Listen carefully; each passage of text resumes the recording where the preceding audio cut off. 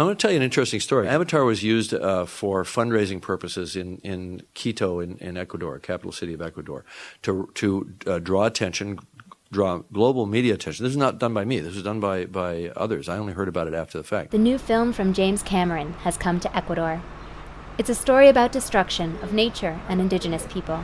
The Amazon's inhabitants are curious to see if Cameron's vision comes close to their reality. What Jake does in the movie, he raises an army and they have a violent confrontation. They've sent us a message that they can take whatever they want.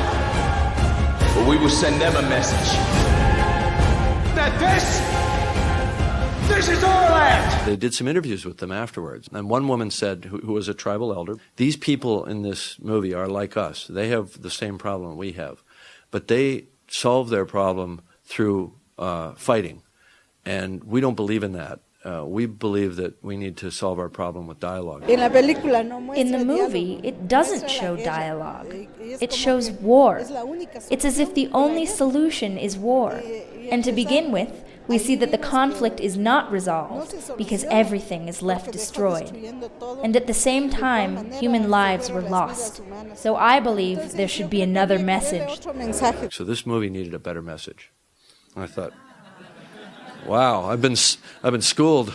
I mean, historically, it hasn't worked out that well. I mean, typically indigenous people trying to negotiate their way out of this, and it doesn't work very well. It's historically never worked, by the way.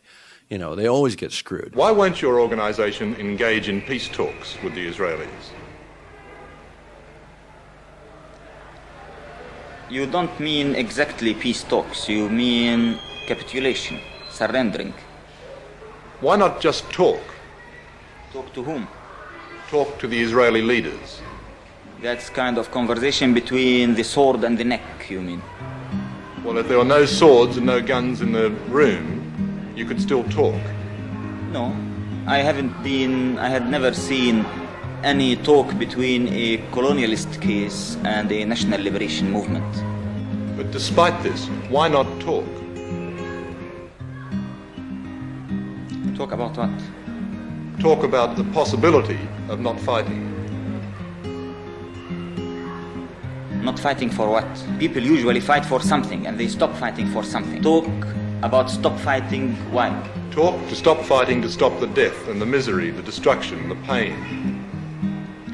The misery and the destruction and the pain and the death of whom? Of Palestinians, of Israelis, of Arabs.